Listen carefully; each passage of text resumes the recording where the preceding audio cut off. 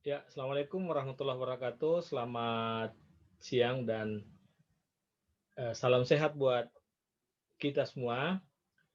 Siang ini adalah pertemuan ke-6 mata kuliah Art dan Cultural Reporting. Kali ini membahas tentang news feature. Nah, mendengar kata news dan feature, tentu di benak kamu akan ada benturan nih antara berita dan tulisan khas. Bagi pengelola media atau praktisi media, ini adalah hal yang sangat biasa. Kenapa? Karena dalam penugasan oleh seorang editor atau seorang produser, selalu ada dua pilihan kepada reporter. Pertama, membuat berita atau membuat tulisan khas. Nah, bagaimana jika keduanya disatukan atau digabungkan? Maka tidak ada masalah. Bagi reporter itu hal yang sangat lumrah. Itu adalah kegiatan yang sangat biasa. Nah, apa itu berita tulisan khas atau news feature? Nah, kita lihat dulu dari Kusumaningrat dikatakan bahwa news feature itu ditekankan pada maksud yang berkisar pada salah satu emosi kita. Misalnya menimbulkan rasa sedih, rasa heran, takjub, geli, jengkel, dan sebagainya. Sementara Romli mengatakan, ya, feature news adalah feature yang mengandung unsur berita berhubungan dengan peristiwa aktual yang menarik. Nah, di sini ada stressing pada kata peristiwa aktual dan menarik. Maka, kalau kita bicara soal news feature, maka itu adalah feature berita atau berita yang berbentuk feature. Nah, di Indonesia, feature ini bisa dilihat bentuknya pada berbagai media, misalnya di Tempo atau di majalah Gatra. Tentu di surat kabar juga sangat lazim seperti ini. Di televisi juga hal yang sangat biasa. Nah, ada 5 poin yang penting bagi wartawan atau penulis news feature. Pertama adalah melengkapi sajian berita langsung. Jadi ada aspek kelengkapan. Dia akan kering kalau kita tidak memberikan data-data yang penting, data-data yang dibutuhkan, atau data-data yang relevan. Yang kedua, memberi informasi tentang suatu situasi, keadaan, atau peristiwa. Jadi kita menyajikan informasi atau menyebarkan informasi terhadap sesuatu yang kita temui di lapangan, apakah pada saat kita berkendara, pada saat kita di sebuah tempat, tiba-tiba ada kejadian, ada peristiwa. Nah, disitulah kita membuat news feature-nya. Kemudian penghibur dan pengembangan imajinasi yang menyenangkan.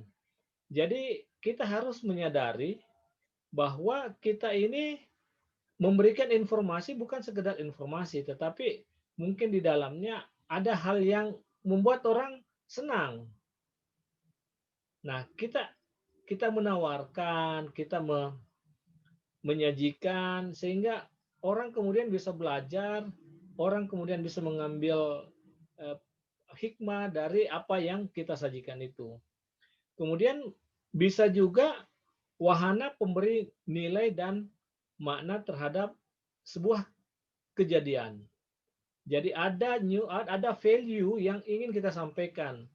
Nah, caranya dengan menyajikan lewat tulisan.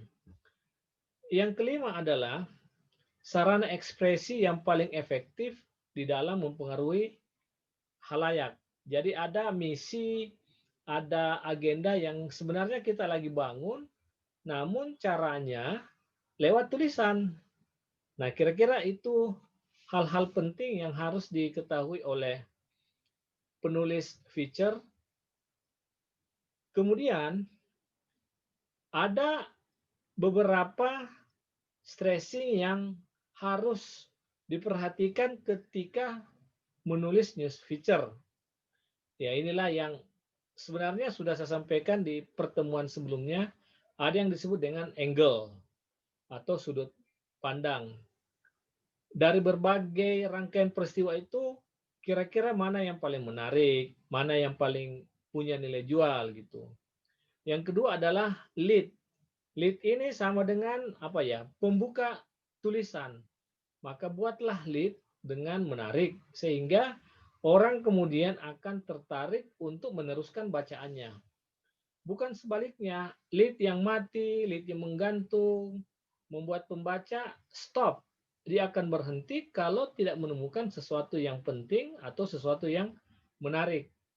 Berikutnya harus ada plot. Jadi kita memainkan alur, ada jembatan sehingga antara ending dan opening ada relevansi. Jangan membuat sebuah cerita awalnya gimana, akhirnya gimana, tidak ketemu. Maka plot ini harus utuh. Ada awalnya, ada juga akhirnya. Kemudian perlu ada kutipan. Nah, kutipan ini untuk menggambarkan bahwa kita ada interaksi dengan peristiwa itu. Ketika kita melaporkan, hanya laporan mata, hanya pandangan mata, itu tidak komplit.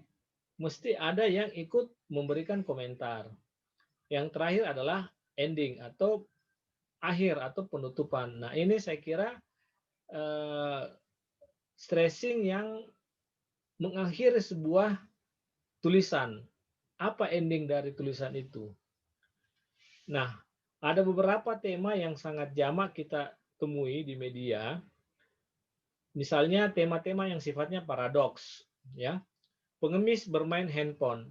Nah, ini kan sesuatu yang apa ya? Kontras. Pengemis yang masih serba kekurangan, kok tiba-tiba bermain handphone. Nah, handphone ini meskipun eh, bukan lagi bahan lux, bukan lagi bahan yang mewah, tetapi dia membutuhkan pulsa, dia membutuhkan jaringan. Nah, itu semua butuh biaya. Nah, kalau ada pengemis yang kerjanya di jalan minta duit tapi kemudian bermain handphone, saya kira ini paradoks yang punya nilai menarik. Nah, kemudian ada yang unik, ya, kucing kembar 5, ya, kucing melahirkan, ya itu biasa, 1 ekor, 2 ekor. Nah, tiba-tiba 5 anaknya tuh. Bahkan apa ya, comel ya, menarik. Berikutnya adalah ya sesuatu yang menarik. Misalnya sekarang pandemi, kemudian banyak wisuda dengan cara drive-thru. Nah, ini kan sesuatu yang di luar kelaziman. Makanya ada banyak yang memposting peristiwa penting akademik ini di berbagai kota ya. Akhir dari perjalanan akademiknya adalah wisuda. Nah, biasanya indoor, biasanya sangat sakral, biasanya eh, diadakan di ballroom, di hotel, tapi ini kok tiba-tiba di teras, tiba-tiba di tempat terbuka, kemudian satu persatu. Nah, ini kan sesuatu yang apa ya? Emang menarik. Ibarat mobil ya, yang apa tuh ngambil atau pesan makanan di KFC gitu kan, pakai drive-thru. Nah, jangan salah, bukan cuman apa ya? Eh, Sebenarnya news feature itu ada di setiap peristiwa. Apakah dia kekerasan, apakah dia kebakaran, apakah dia kecelakaan, atau peristiwa-peristiwa lainnya. Yang paling penting adalah menemukan angle dalam peristiwa itu. Nah, apakah dalam kecelakaan tidak ada angle? Nah, kalau wartawannya jeli, saya kira angle itu tetap akan bisa ditemukan. Misalnya ada tabrakan, ya. Nah, kemudian dalam tabrakan itu eh, ternyata ada yang memiliki bayi. Ketika yang lain tewas, bayinya selamat. Nah, ini kan sesuatu yang bisa dipikirkan. Atau misalnya kecelakaan mobil mewah dengan apa tuh apa tukang beca gitu. Nah, ini kan sesuatu yang kontras, si kaya dan si miskin. Nah, ada beberapa contoh yang sangat sederhana namun bisa menjadi inspirasi. Misalnya ini nih, kucing berwarna biru. Nah, ini kan apa ya? Sangat sangat menarik untuk dikejar kenapa bisa dia biru, gimana kucing itu dirawat atau bagaimana pemilik kucing ini memperlakukan kucing dengan mata biru, ya kan? Ini ada di sekitar kita, jadi sesuatu yang sangat sering kita temui, namun eh, kemampuan untuk mengeksplor yang kurang. Nah, ini misalnya nih, ada bayi yang lahir di pesawat. Ini kan peristiwa biasa, tetapi dia menjadi luar biasa karena melahirkan di atas pesawat. Nah, saya kira itu adalah contoh-contoh di mana kita bisa menemukan news feature. Jadi, news feature itu memberikan sesuatu yang aktual. Ya, sebenarnya memberikan informasi, tetapi perlu ada human interest di dalamnya, perlu ada sisi kemanusiaan di dalamnya. Kemudian dari sisi penggerapannya yang menggunakan apa ya gaya-gaya sastrawi lah, sehingga kalimatnya kalimat yang eh, apa ya bukan leksikal, bukan denotatif, tetapi di dalamnya ada konotatif. Dia menjadi menarik atau renyah untuk dibaca. Nggak usah terlalu jauh di dalam menemukan eh, contoh-contoh atau kasus-kasus yang atau peristiwa-peristiwa yang bisa dibicarakan. Di lingkungan kita begitu banyak kasus yang bisa dijadikan sebagai contoh. Nah, saya kira demikian perjumpaan kita pada hari ini. Mudah-mudahan materi news feature ini bisa bermanfaat bagi Anda. Terima kasih. Sampai ketemu pada pertemuan selanjutnya. Assalamualaikum warahmatullahi wabarakatuh.